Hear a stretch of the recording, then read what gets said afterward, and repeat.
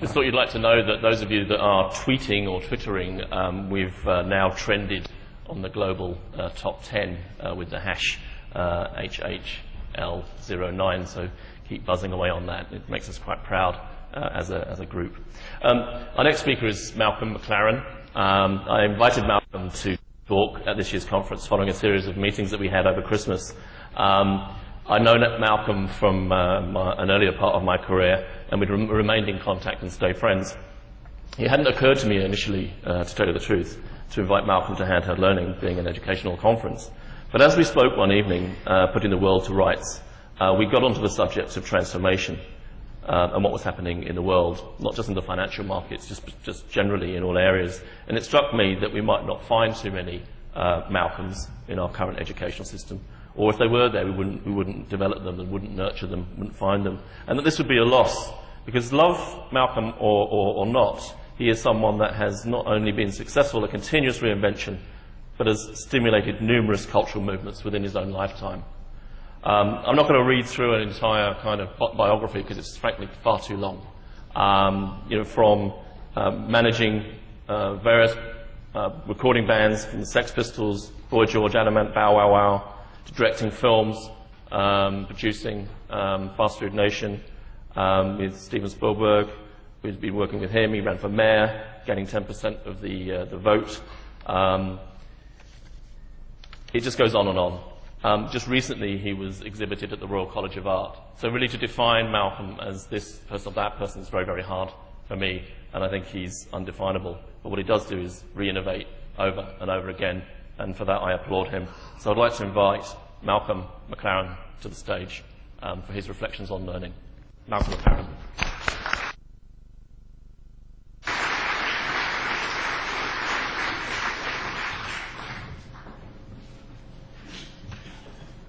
Well, this is not my subject. It's not typical of what I do. I've actually never spoken about this before. So it's my first time, and it was kind of Graham to ask me to come. But it was much more difficult for me to think what the hell I was going to do here. My own humble experience, I suppose, is the best way for me to offer some use in this debate and conference. And my experience of attending or not attending, more often, schools in London, both at junior, senior and further education levels, I have these comments to make that goes towards some way of providing useful debate here. From all the experiences I've had at school, and that I managed to put to use here in the UK, I've frankly been accused of being a charlatan, a con man, or maybe most flatteringly, a culprit responsible for turning British popular culture into nothing more than a cheap marketing gimmick. And maybe this is, right now, my chance of proving everything they've said is absolutely true.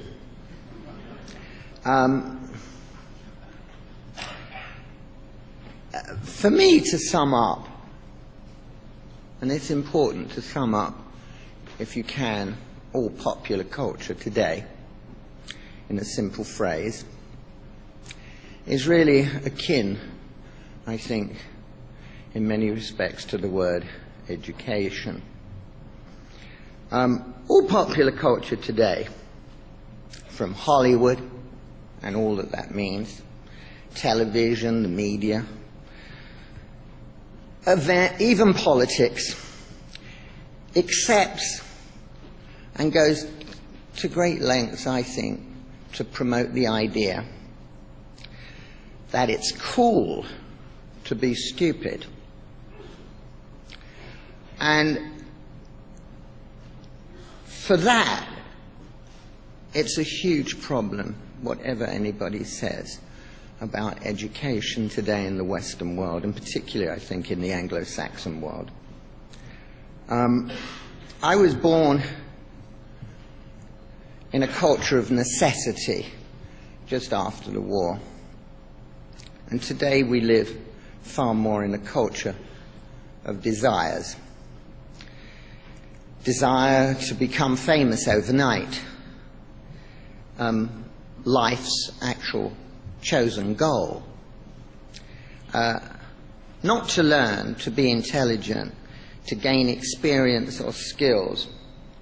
Not to spend time struggling on anything like that.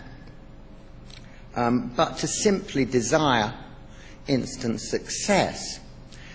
And hence, what the UK have done is, in popular cultural terms, is invent something called the talent show. That's its legacy, as far as I can tell. How on earth, you might say, can a child care about acquiring even an education if the culture itself is determined in making people who have little or no education at all feel cool? Everyone in this society that's based on that can all, I think, claim to be successful.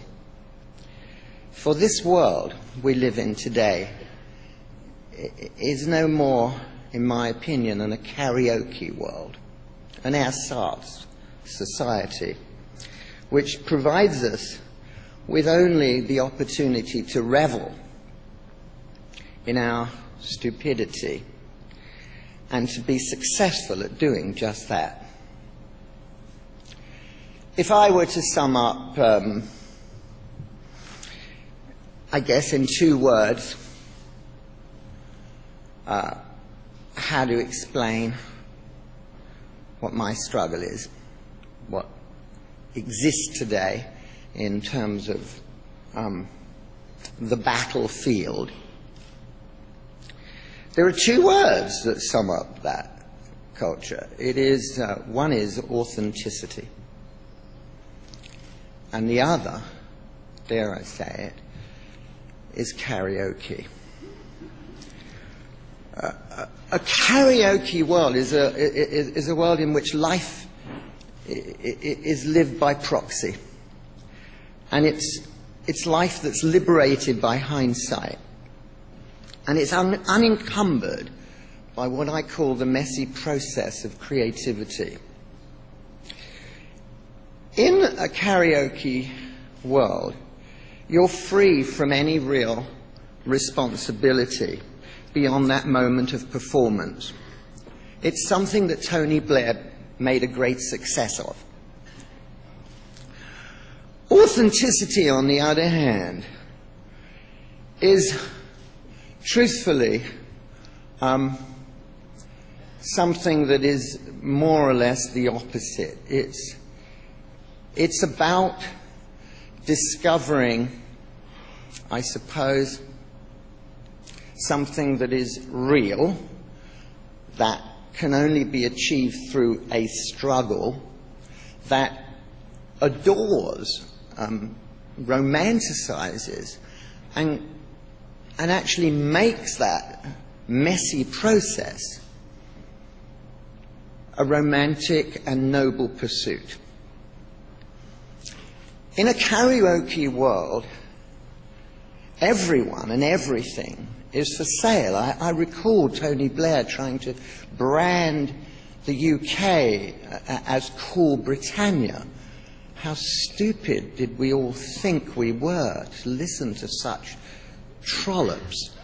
The man was an absolute buffoon and should have been hung, at the first point on Marble Arch where Tyburn once stood.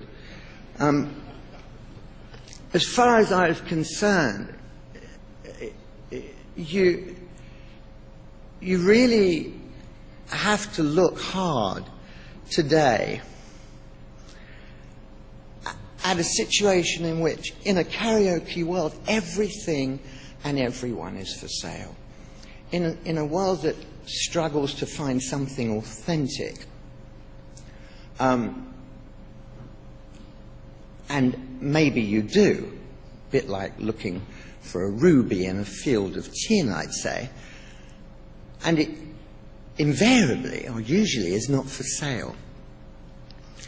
So what do most artists, what do most creative people do? They spend their entire lives actually trying to authenticate a karaoke culture. But to do that, you have to be some kind of alchemist, a magician, to make that happen. And those people are very rare today. I was a war baby. That means someone whose parents met during the war, you were born directly after the war, and they immediately split up on gazing at you for the first time you came out of that hole. To be at school proved difficult for me. Proved difficult for probably a lot of other war babies. School and life back then was pretty disorganized. And all I can recall is spending one day at the age of 5 in school, and I never attended again till I was nearly 8 years of age. So I didn't go to school when most people went to school.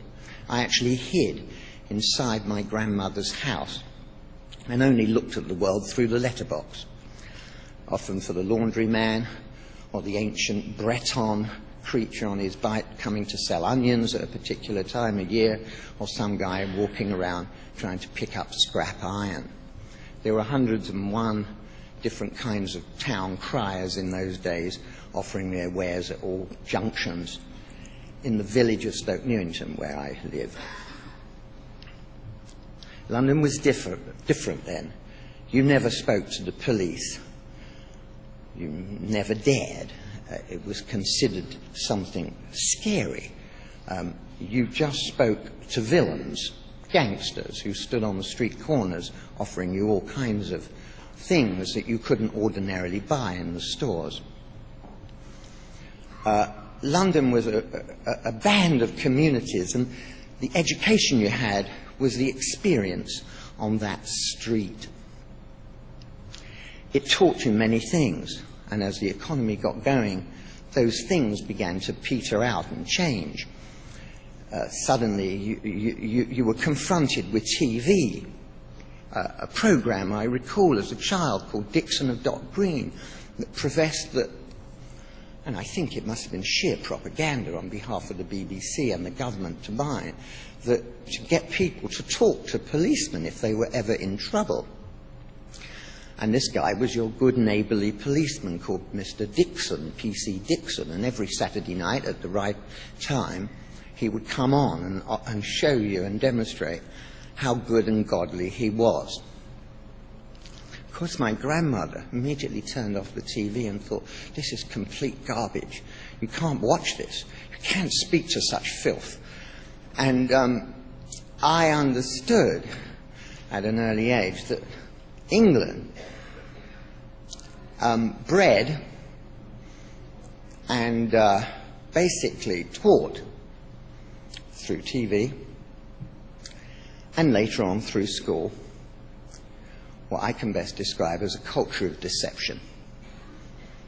England was a nation of liars, born in school.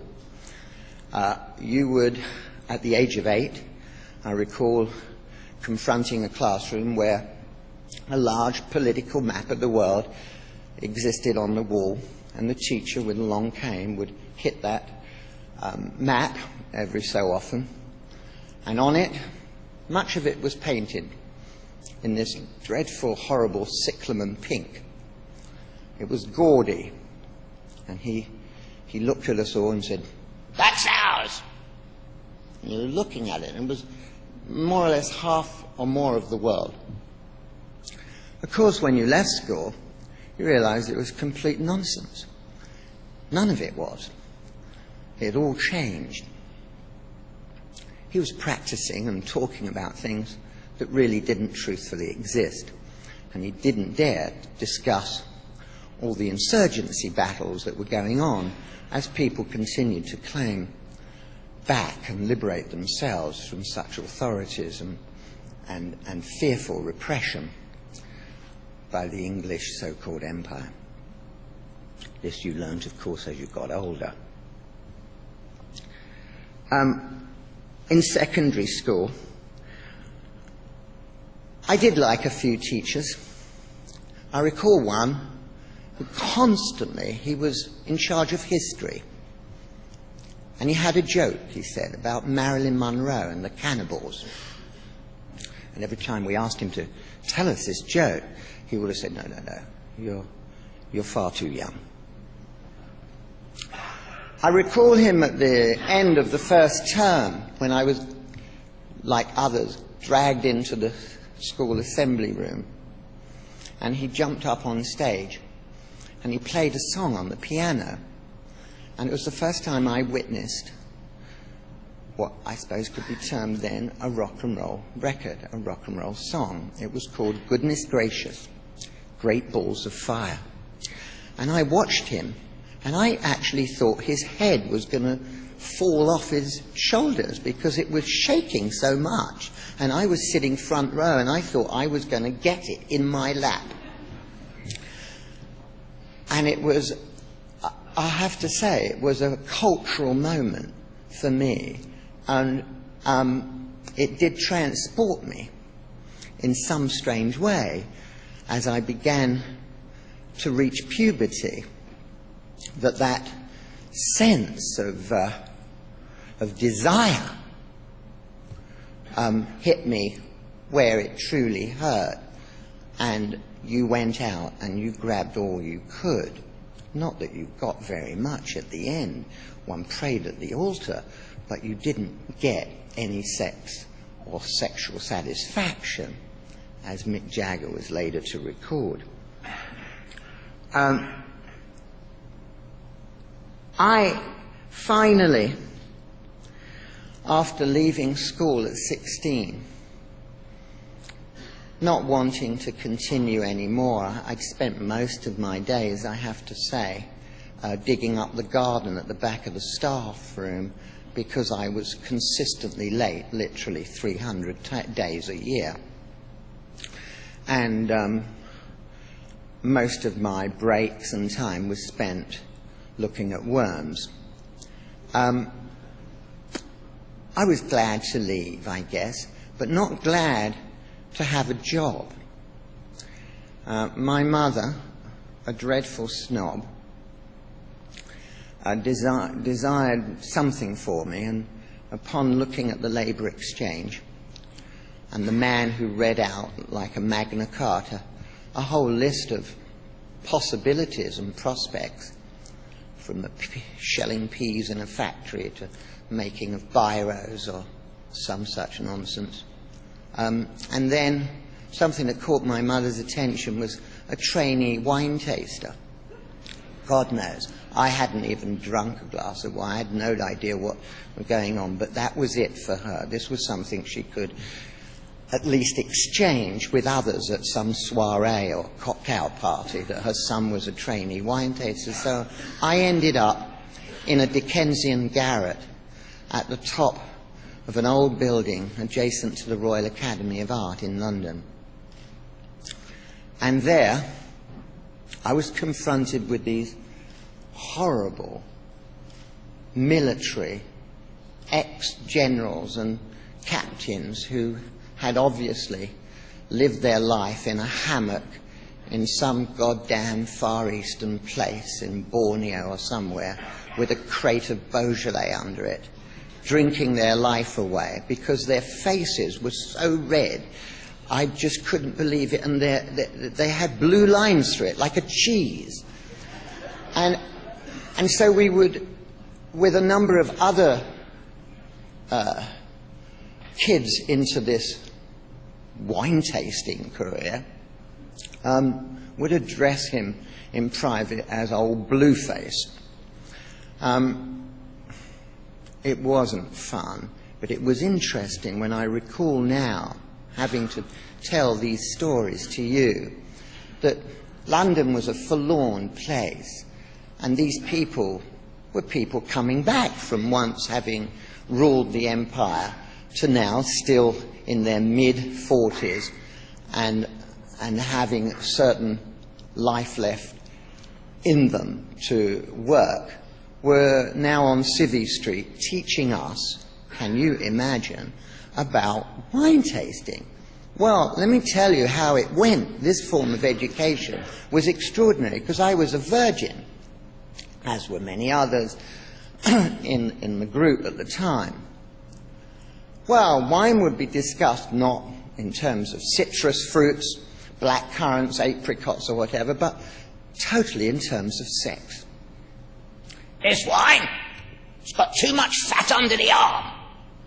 This one, virginal, needs to open a bit, get that leg spread out, Mclaren, and then we can drink it as God appointed us. This wine, that's all right for those frogs. Tastes like an army's been through it. This wine doesn't know what sex it is. This wine, definitely homosexual. Well, you have to imagine this was all done with blindfolds, as you were hearing this guy beating your head with such stuff, and you, having tasted the wine, yes, sir, you would say, this wine's virginal. Yes, sir, it needs to open up a bit, air a bit, so then we can drink it, right? So, just like God appointed us. That's right, Mclaren.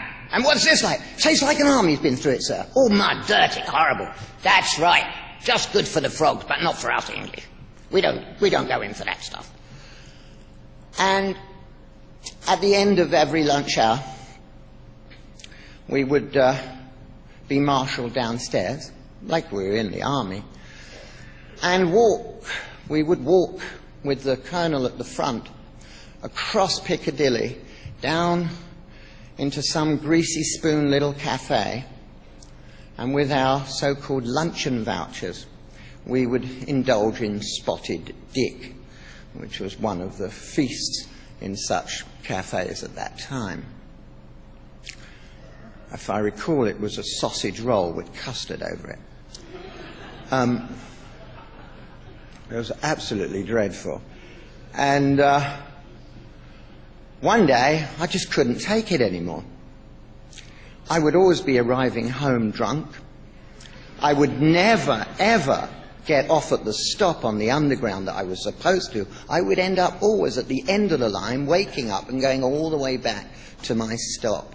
It was impossible because I was not used to wine, even though we spat it out.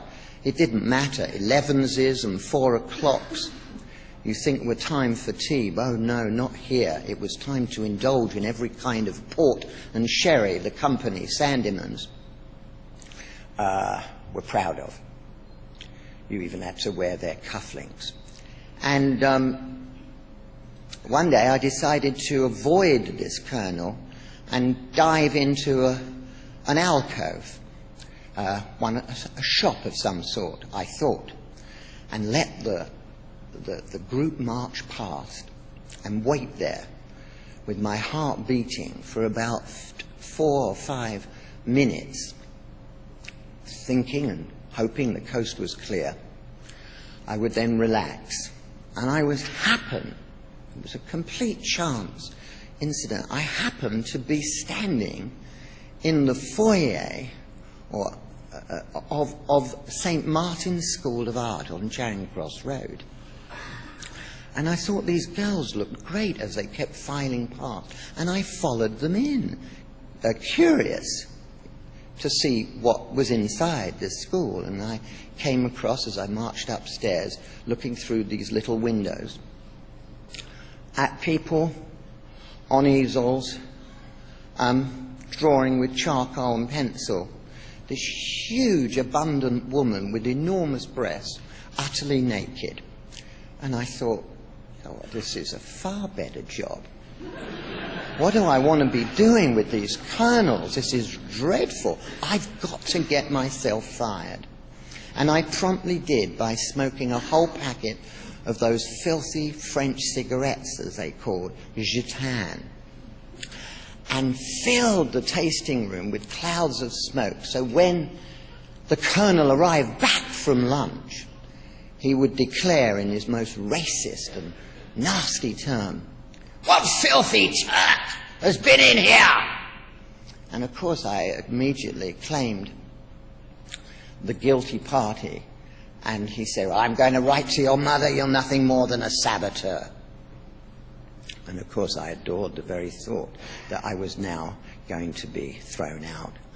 And shortly afterwards, I did, against my mother's wishes, attend art school. Art school became very interesting to me for the first time in my education, in that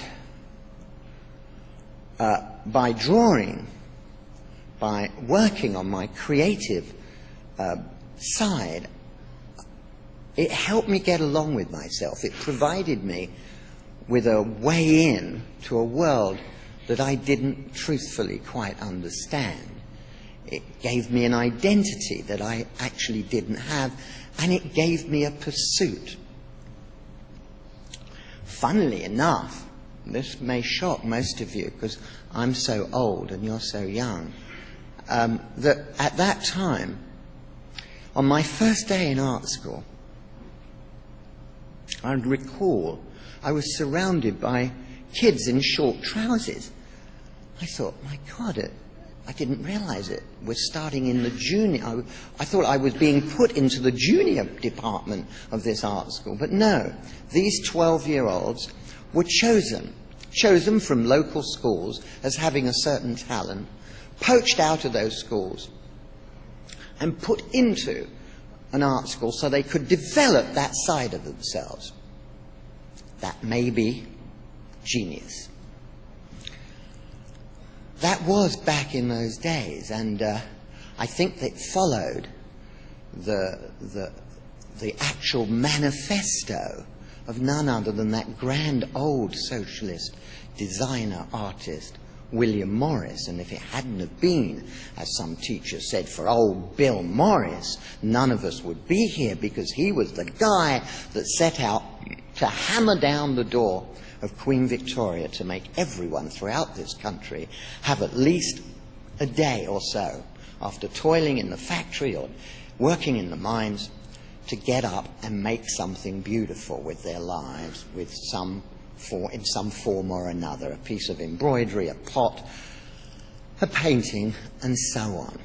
And during the course of that, all these so-called working class institutions were created, which later were labelled art schools, et voila. This is where I sat. My first lecture was very important to me. I didn't know at the time. A goatee-bearded professor, probably still hanging on to those romantic ideas of William Blake or William Morris, struck a chord that made it difficult for everyone new in attendance, the little 12-year-old boys in short trousers, myself and others, of what our role was, of what we came to be and why we came to be in this art school. It was clear, as he said, if you think any one of you are going to be successful painters, sculptors, graphic designers, filmmakers, fashion designers, and so on, there's the door. Because you're bloody not any one of you. And we'd only literally been in that school for a half an hour, and one's head sunk into one's shoulders, and you really didn't want to catch his attention, and you didn't know what was coming next. A few minutes elapsed, and then he said, well, you know, what it is that you're going to do is you're going to learn how to fail. What did that truthfully mean was difficult for a 17-year-old like myself and others to understand. And then he went further and he said, well, you know, failure's not so bad. It helps you get up in the morning, take the pillow off your head, roll up your sleeves. This is a messy job, being an artist. And then he walked out. A year later, many had fallen off the cliff, and there were maybe half of us left. And he reappeared, a little older, of course, but with the same aggression and the same serious tone. And so he said, so I think maybe some of you have learnt about failure. And we didn't know quite what he meant. And we thought, yeah, maybe. He said, well, don't think you can just bloody fail. I thought, oh my God, what is he saying now? And he continued to say, because you can't just bloody fail, you've got to learn how to be a magnificent, brilliant, flamboyant failure, rather than any kind of benign success. That phrase haunted me for the next 5 years. I actually didn't know what he was saying, but I learned that it was something rather deep and important in my education as an artist. And I finally came to understand it. It was about being fearless. Fearless of failing, because that was the only way you would ever find anything out for yourself that counted. It was the struggle of doing that. It was a journey, he said, without end, because upon arrival, if you ever do arrive, when you do, you'll be dead. And for me, it became clear that that was the only way to achieve any kind of progress, any possibility of changing the culture, and indeed, maybe just for a moment, changing life itself. That was a very romantic philosophy, that pursuit of learning, that way of working. I continued to study in art school for many years, almost 8 in total. And towards the end, after having read a number of things, in particular Baudelaire's book, Painter of Modern Life, I realized there was a sense and a way of exploring the world that was very different from what most people teach today. It was about being inspired. It was about the art of discovery of new things. It was about experiencing the unknown without any clear map.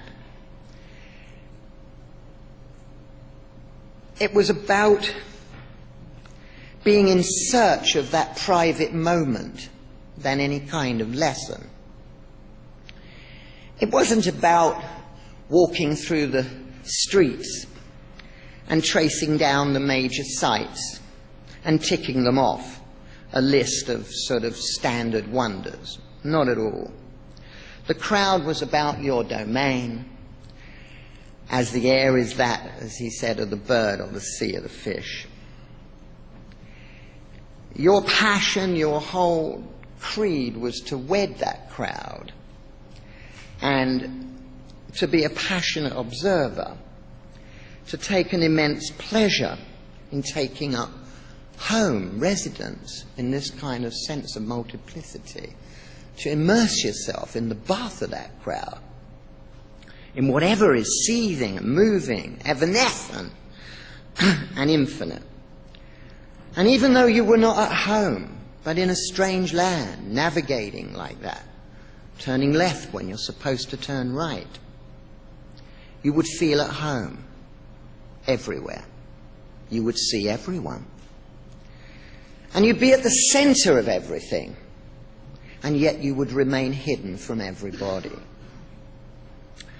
And I became enthralled by that very idea. And I think, in a sense, that set me up. Those two thoughts: how to become a magnificent failure, and how to live one's life like a flaneur in Baudelaire's day, even though today is very different in the way cities look. As an art student, I became enthralled by movies of Antonioni and Jean-Luc Godard, and particularly in Godard's profound desire to eulogize the work of Roger Vadim. I never forget, I attended a lecture at the National Film Theatre, and there a very typical, stiff English film critic from The Guardian, of all papers, asked Mr. Godard what his favourite filmmaker was, and he said Roger Vadim, and the guy nearly fell off his chair. And he said, well, not Renoir, not Eisenstein, not Murnau. No, Roger Vadim. Why Roger Vadim? Roger Vadim was known for discovering Brigitte Bardot and making the film God Created Woman. And Godard said, because Vadim is the greatest amateur. And that, as I walked out of that theatre, did more to me than anything else to inspire my journey. Being thrown out of art school with a number of other folk, disenfranchised, malfunctioning, typical war baby. What were you going to do? How were you going to deal with this horrible real world that you've stepped away from for so long? I thoroughly got depressed, actually. But 10 years later, after that lecture, the cult of the amateur was labelled punk. Something I had been inadvertently responsible for, but something I owe much to that old professor who talked about how to be a magnificent failure. By 1976, I'd opened this store, Sex, on the King's Road, and conceived and named a band, the Sex Pistols. Why? I just wanted a group of young, thuggy kids who could be assassins, who could go out and destroy what I saw to be a horrible, commodified world, a world in which there was fast becoming very little space for anyone to do anything at all individual. I made clothes that looked like they were destroyed because I didn't want clothes to look new. I wanted a group to look like they were destroying everything because I didn't want them to look new. And the word pistols, just so you know, was given to them because they were barely 18 and I thought their penises would be only this big rather than this big. I basically came up with this idea of designing the first pair of bondage trousers. Why? Because I wanted trousers to appear as if you were selling them, but also appear to the average eye as trousers impossible to wear because the legs were tied together and it would be impossible to walk in. The idea of selling something so impractical really underlined and underscored everything that art professor was trying to tell me. It was a declaration of war against repression.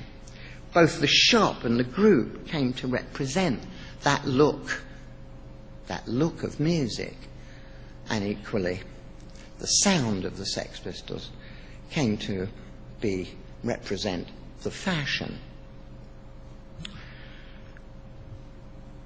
I'd understood during the course of art school that there were two most important moments in life. One was the desire and ultimate practice of sex, and the other was the preparation and ultimate death. And those two moments really became very important to me in configuring something that was ultimately labelled punk. I believe that sex translated into fashion became fetish, and fetishism was the very embodiment of youth. And youth had to behave irreverently. I believe that. And it had to take drugs. I believe that because of the fundamental belief in its own immortality, which it needed to assert over and over and over again.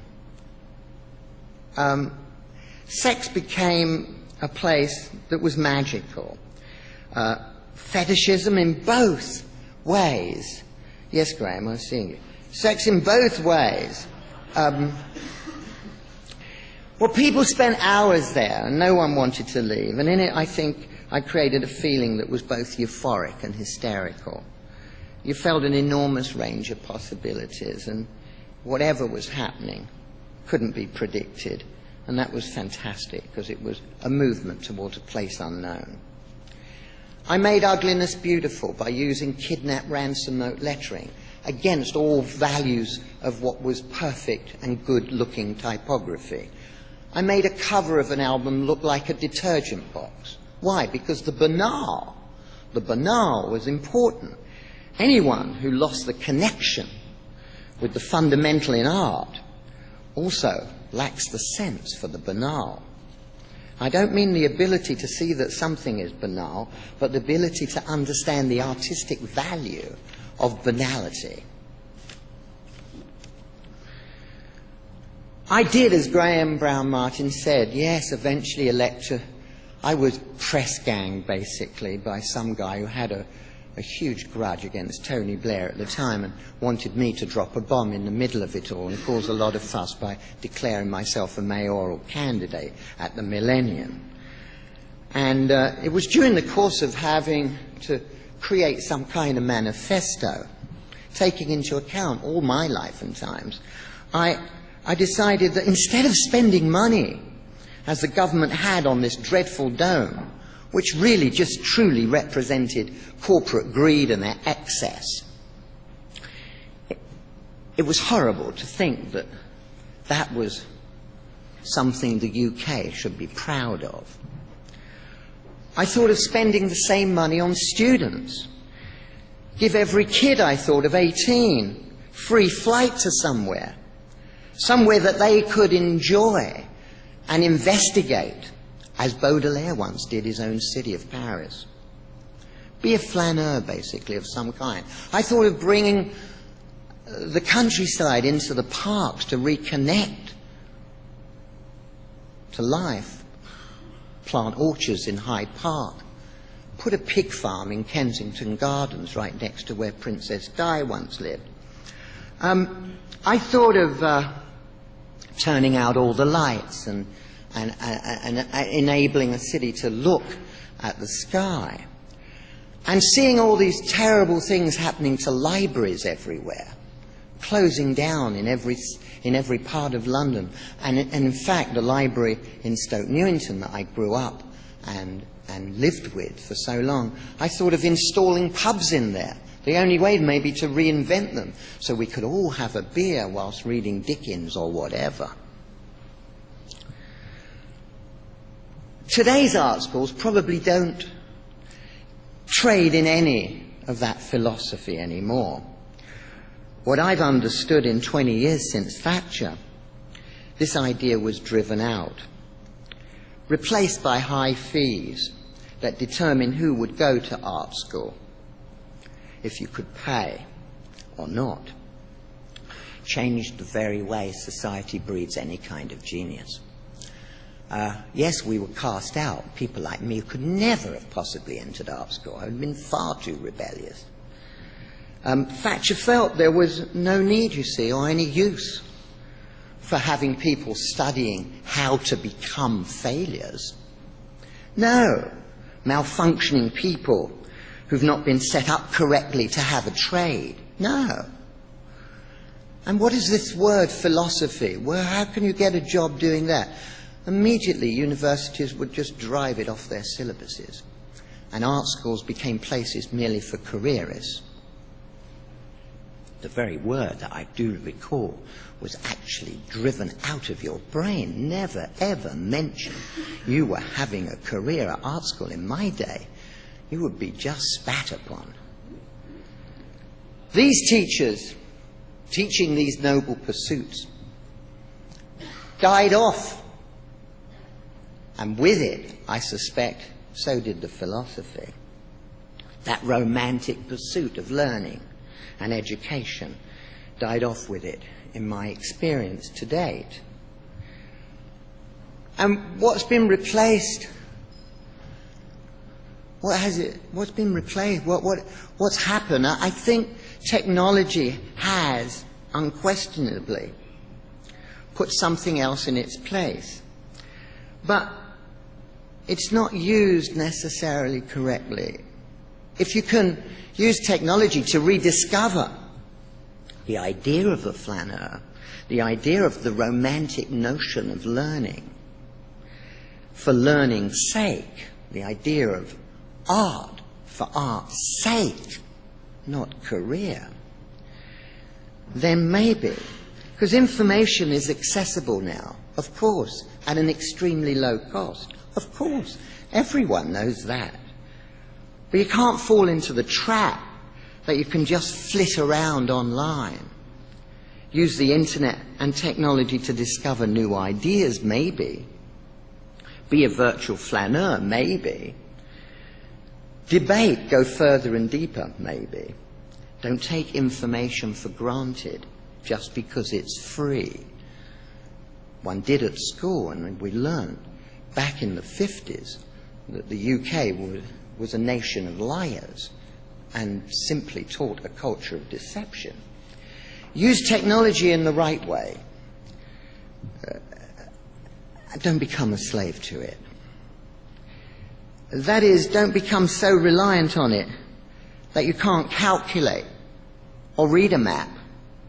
Because how do you know then to turn left rather than turn right? How do you know how to even spot a lie? Use technology as a tool, just like a pencil, for learning. It's not a replacement for applied learning, basically. It's not a replacement either for experience. That's it.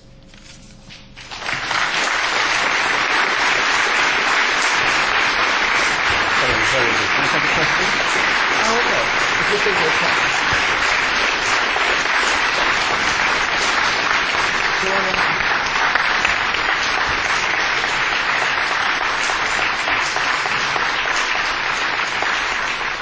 Thank you, Malcolm, for that. That's some very well put points in there. We might have to edit the video before we stream it. Do you want to take No, we won't say that. We are running over time, but I want to take one question because it would be such a shame not to have one question for Malcolm. Hopefully he'll be around over the coffee break. One question, please. Gentleman at the back with the purple shirt. We've got a microphone.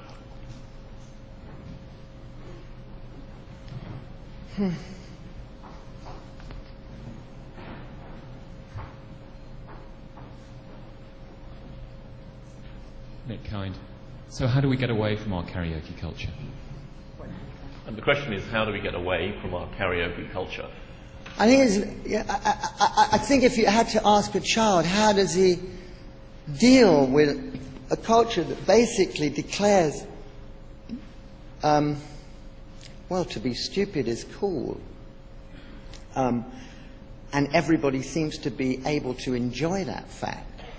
It's very, very hard for anyone to pursue learning, to struggle.